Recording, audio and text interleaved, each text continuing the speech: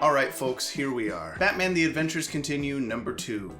Or number 1, part 2, or whatever you want to call it. For those out of the loop, this is a brand new Batman the Animated Series comic book inspired by DC Direct's The Adventures Continue toy line, helmed by BTAS alumni Paul Dini, Alan Burnett, and Ty Templeton. Like before, I'm going to be going through this issue page by page, combing through Easter eggs, timeline clues, general points of interest, and if you'd like to follow along with me, I'll be using the page numbers from Comixology. No, this video is not sponsored by Comixology, but a future one could be. This digital release is the second half of the first physical issue of the series, which means my estimation last time about us getting 18 1/3 length issues was, well, wrong, likely, my bad. But that still doesn't explain why number 1's physical release was listed as 32 pages. There are 20 half pages per issue, not counting the covers and title pages, so 10 full pages per issue, or 20 full pages across both. Even if we add the front covers and back covers, which don't usually count in a page count, both title pages, maybe kind of like how they used to have act breaks in the original Batman Adventures, and some sort of, in the next comic, this happens type of page at the end, that's still only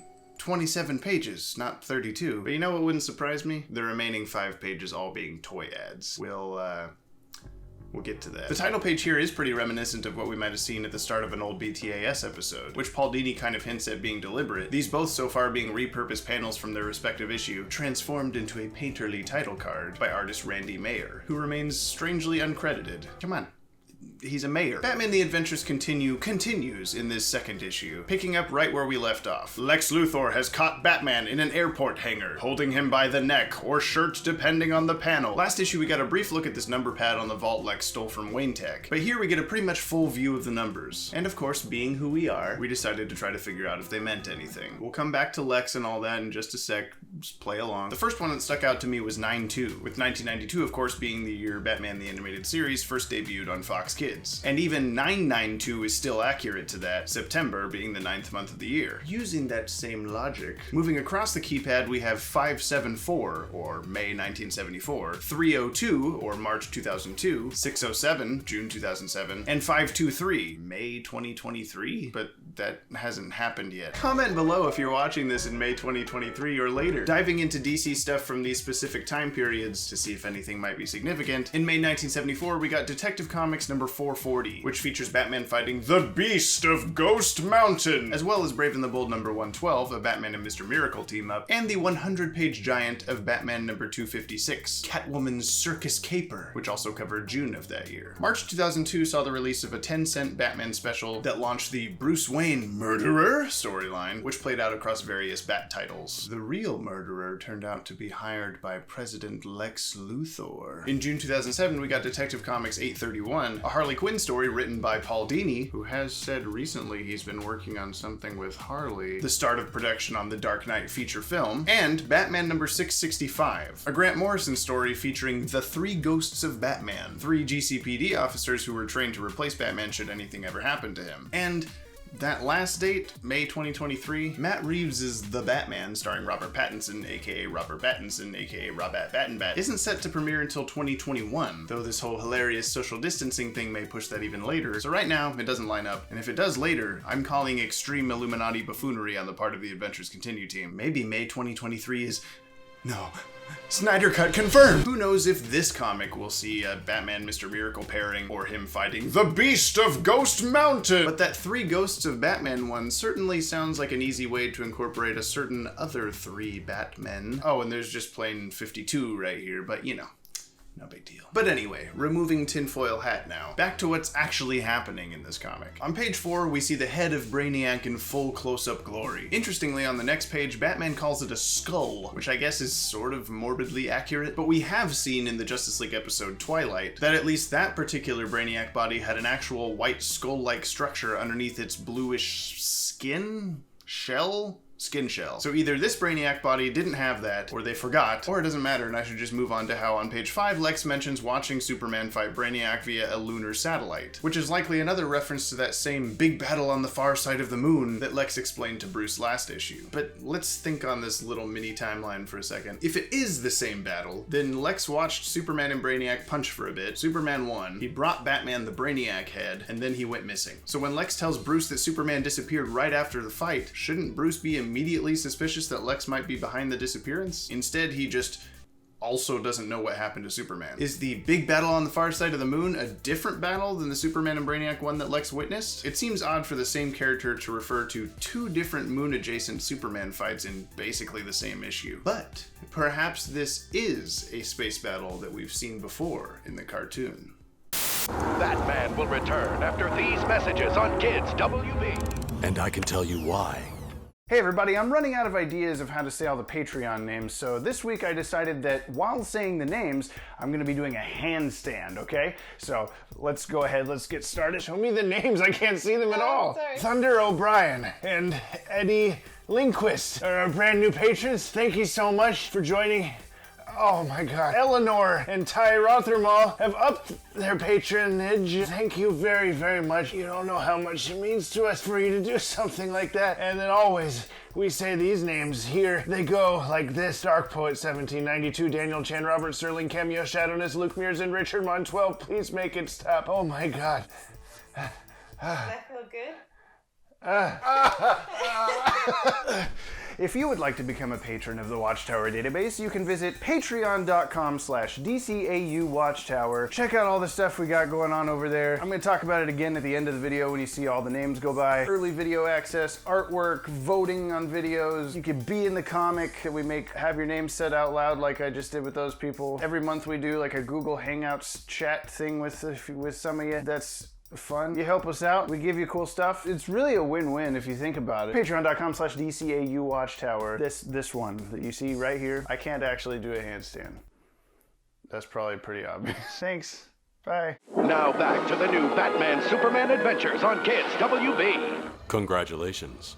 Y'all remember that Superman episode Nighttime, yeah? It's the one where Batman goes missing and Superman dresses up and pretends to be him and no one questions why Batman has a Ben Affleck chin now. At the end, it's revealed Bruce Wayne is being held hostage by Brainiac, whose plans are quickly foiled by the Man of Steel, who chases Brainiac into the upper atmosphere and blows him up. Now, I personally wouldn't think to describe this as the far side of the moon, but we do see the moon for like 0.3 seconds at the end of this scene, right before Superman yeets back to Earth. We don't see him go collect Brainiac's head first, but he does leave the Batcave right after telling Bruce. Brainiac has a way of leaving a little of himself behind. So maybe he just went back into space to do it because his conscience was getting to him. But then we still have a problem. Toward the end of the comic, we see that Superman was indeed inside this giant robot. You called it, Yojimbo. So if we assume Superman goes to collect Brainiac pieces right after that Nighttime episode, and Lex is like, surprise, I'm gonna kidnap you now. How the heck does Batman get the Brainiac head? Good row, this is a skin shell scratcher. Either way, with Batman having knowledge of Brainiac at all, this seems to place the comic after Nighttime. And if the Moonly battle is the same one from that episode, then it's within a week later. Definitely hoping this stays the case because that's a pretty nice little timeline placement there, but I guess we'll see. Batman insists Brainiac was the programming and couldn't simply be brought back to life via an empty head thing, which is interesting considering Lex and Grodd both seem pretty convinced in Justice League Unlimited's final season that this actually could be done, with Brainiac theoretically being brought back to life from even the smallest piece. Of course, Lex also seems convinced of this here on the next page by saying his people have been making huge strides in cybernetics. LexCorp and creating robots isn't anything new. See Metallo, Amazo, that police battle suit that shoots lasers into Superman's eyes. Ow, ow, ow, this always hurts me when I watch it. But with how Zeta-y this big guy looks, could LexCorp be tied into the Zeta Project? Not the show, I mean the actual project. The Zeta Project. Not the Zeta Project. Metallo does basically look like a spooky Zeta. Batman also says Brainiac uploaded himself to somewhere in space when he knew it was a losing battle. So besides how the hell Batman actually knows this, is this foreshadowing for Twilight? You know, the big Brainiac skin shell looking asteroid full of other Brainiacs? Last for page 5, this is clearly Batman's gray hand and Lex's purple hand, both colored green, and Monica, you better color the sky right or I swear to God. On page 6, the big robot has quite the Iron Giant aesthetic, and Lex refers to it as a juggernaut. So do we have to call it the Juggernaut for biographical purposes? Oh, it's the Juggernaut! Page 7, nothing. Looks cool. Cool stuff. Page 8, we get those funny bat symbol shaped batarangs again. Page 9, since when can Brainiac shoot lasers from his eyes? It was always his hands or his big chair thing that did the shooting in the cartoons. Am I forgetting something? Was Brainiac always able to shoot lasers from his eyes and he just never did it? That would have probably been helpful in a few situations. Page 10, nothing. Looks cool. Cool stuff. Man, we are just cruising through this issue. We're already almost halfway done and oh my god, what is that? The Dark Knight Returns armor, like right off the page, or darn near close. Before now, the nearest thing we got to this armor in the DCAU is in the Batman Beyond episode Disappearing Ink, when old Bruce suits up to go help Terry, using a big mech-like suit of armor that he explains at the start of the episode was abandoned after it put too much strain on his deteriorating heart. But now, Bruce just also has the DKR armor like 40 years earlier.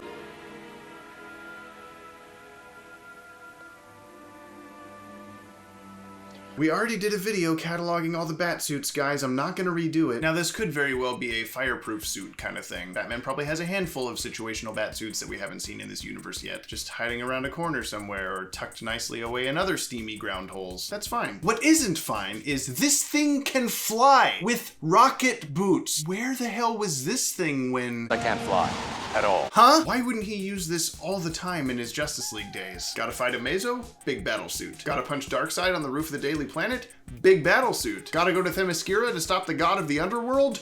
Big frickin' battle suit. Is this thing more high-tech than that old armor we saw in Batman Beyond? That thing certainly didn't seem like it could fly. Is this armor also putting strain on your heart, Batman? Stop, Batman! It's not worth it! The solicitation for this issue says it's experimental tech, so Batman was just developing a flying, nigh-indestructible skin shell.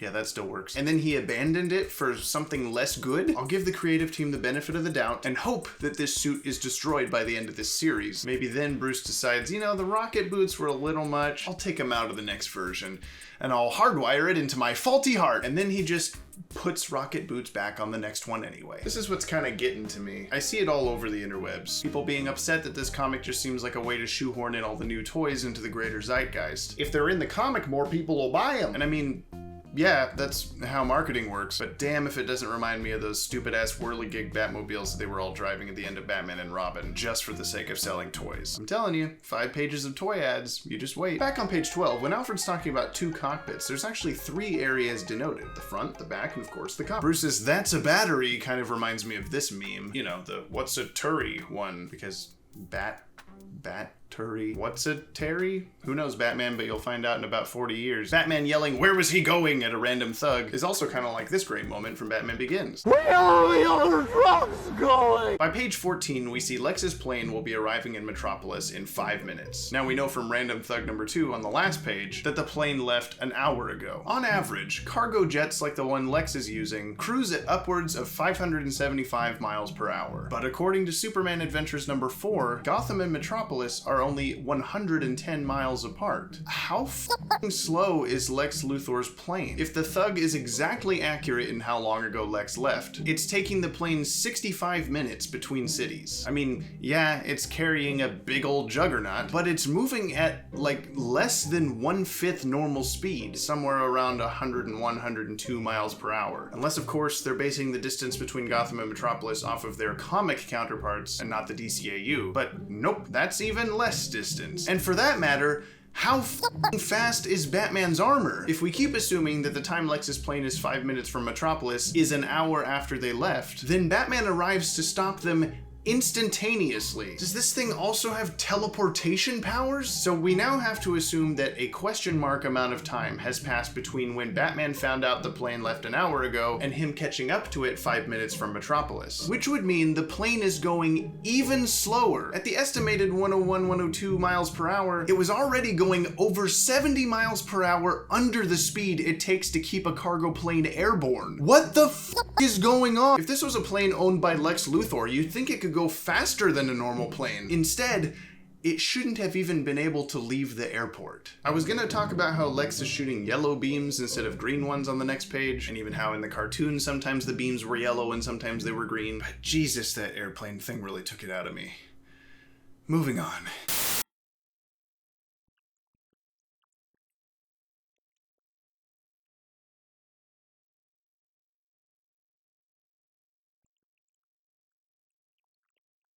It's time to play electrodes or nipples. Is it A, Superman is covered in electrodes, or B, Superman has 9 nipples and every time we've seen him shirtless and anything else is not canon? You decide. On page 17, Batman's armor is shown to have kryptonite-infused weaponry, as he uses a big jolt of the stuff to snap Superman out of his trance and allow him to break free of the robot. This is similar to the kryptonite weaponry that Batman used in DCAU 1 and 2 and in Batman v Superman. Only here, he no V. He opposite of V, in fact. Superman looks pretty STAS here, and pretty Justice League on page 20. Is this where he makes the official transition? Maybe being inside a giant robot for a week started him on his path to cheekbones. P.S. How did Clark Kent explain his absence to the Daily Planet? Anybody? How'd you know I was in the robot? I checked the message boards. How long has Superman been aware that Batman has kryptonite? Batman took a sliver of it from the Laughing Dragon crime scene in World's Finest, but tossed that into a wine glass. Then the next time we see him with it, it's because he took a chunk of it from Lex Luthor in Injustice for All, which is theoretically the same chunk we see him use against Amazo in Tabula Rasa. Superman's right there when this happens, and he doesn't say a word, so he's not surprised. They are pretty good friends, probably told him at some point, but I guess now it's retconned that Superman has at least known since hopefully a week after nighttime time. So where did Batman get the kryptonite for his armor? How much more does he have? Is this during Justice League or not? Batman tells Superman to toss the Brainiac Head into the sun. This is a pretty common way of getting rid of bad stuff in the DCAU, including a nuke. But now I think the running theory is that Brainiac 5 is a descendant of Starboy. Make sure you hit the like button if you get that one. Or if you don't get it, make sure you hit the like button. Superman then quotes the faster than a speeding bullet line from the old Superman radio plays, or the Fleischer cartoons, take your pick. In this universe, we've had multiple characters quote a line or two from this opening spiel. More powerful than a locomotive, and just about as subtle. So do the old radio show and cartoon exist in universe? Or perhaps these quotes transcend fourth wall breaks. Superman is up in the sky after all. And is he really a Boy Scout, Batman? Never even made it to my first merit badge. On our final couple pages, we see Jason Todd moseying through what appears to be Crime Alley, mentioning that this is the most consequential spot in Gotham, referencing the deaths of the Waynes. That's how Kevin Conroy talked as Jason Todd in his live stream, so that's how Jason sounds now, sorry Jensen Ackles. But also that this is where even he began, leading one to believe that his Batmobile tire-stealing comic book origin may be more or less intact for this continuity. No white streak in his hair after all, it seems. We assumed there would be based on the action figure, but then the Dark Knight Returns figure shows Bruce with gray temples, and that ain't happening. A lot of you commented on last issue's breakdown telling us we were wrong about Jason's hair, or Clayface's hair, or whatever, but it seems like the white hair thing is so confusing, the main comics can't even consistently remember what its origin is. So that could be why it didn't even make the cut here. Monica, you better not have accidentally colored it wrong. Do you hear me, Monica? I'm just kidding, Monica. You're doing a great job. No sign of his Red Hood helmet yet either. Will he get it during this series? And what could the little scar on his face be from? Is it a nod to the J scar from Arkham Knight? A lot of fan art of Jason has a scar like this, but I honestly can't narrow down where it came from. So if you know, please tell me down below. Supposedly, we may find out soon enough, as Ty Templeton posted a rough page a few weeks ago depicting, quote, the single most iconic Wayne Manor sequence I've ever drawn, which might be giving us a look at Jason's past. Two more things. One, is Jason left-handed? While looking this up, I realized that Tim Drake totally writes with his left hand in Cold Comfort and fires a grappling hook with his left hand in the Return of the Joker flashback. If Jason is left-handed, then this is just another in the long list of things that DCAU Tim has stolen from him. And two, you've got much bigger fish to fry, Jason? What have you got against Aquaman? So, another issue in the bag. Overall, this one was maybe a little less exciting than the first, but that could just be due to the initial wave of euphoria over a new BTAS comic having sort of passed. Even if we did see a lot of last issue in press previews, and almost none of this one. That Superman Juggernaut chestburster panel, though?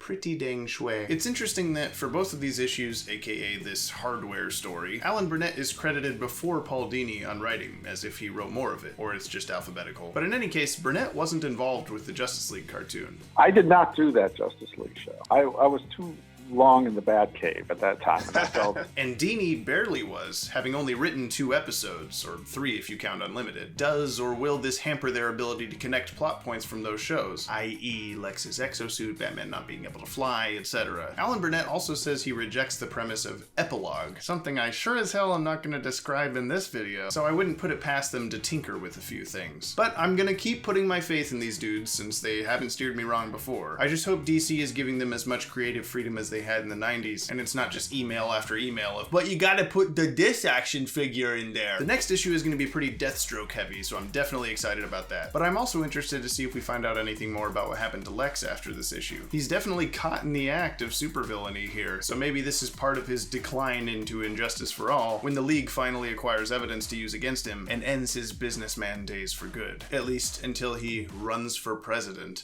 Bruce Wayne murderer? But that's all I've got for you today. Next week, we're going through every power and weakness of the DCAU Superman, as voted on by our lovely Patreon supporters, all of which you can see listed here. I forgot to show them last time I did one of these, and it's haunted me for weeks. You can become a patron yourself by visiting patreon.com/DCAU Watchtower. There's lots of cool stuff over there you can get as rewards, like early access to these videos, HD downloads of original music, like those sick pokey raps, or even me drawing you something, like pretty much whatever you want, within reason. Please don't make me do anything weird. And hey, whether or not you have any extra room on your Bat credit card, you can always hit that big red subscribe button below and that little bell thing so you don't miss out on anything we've got coming up. Thank you so much for watching, and keep on the lookout for more videos here every Sunday, including ultra nerdy BTAC breakdowns like these. And I do mean breakdown in both senses of the word. Later, skin shells.